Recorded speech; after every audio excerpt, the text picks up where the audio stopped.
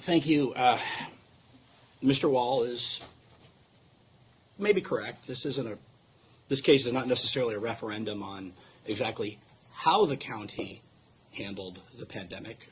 It's a referendum on the Constitution. County's fear alone cannot justify setting aside the fundamental constitutional principles that protect one of our first and most cherished freedoms, and that is religious liberty.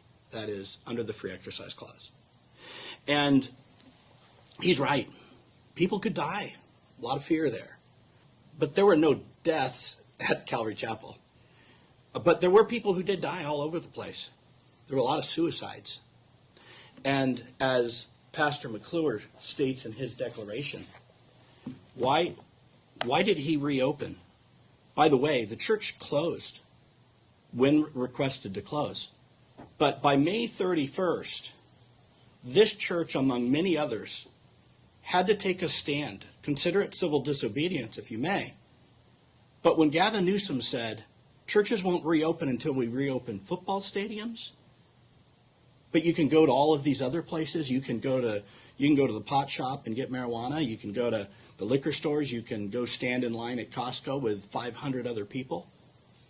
And you can do all of these things, but churches can't reopen.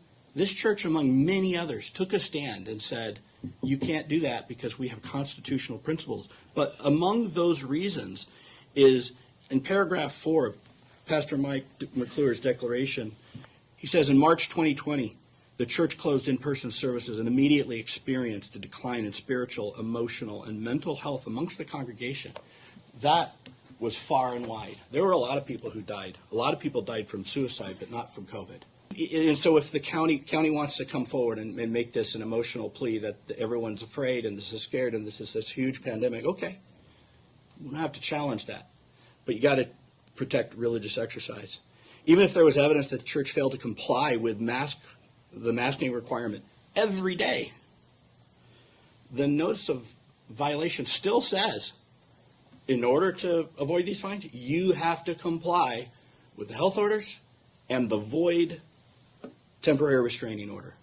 Mr. Wall references this other lawsuit that we filed in federal court, the geofencing lawsuit, and alleges that, in another case we're alleging there's a 24/7 inspection, not of masks.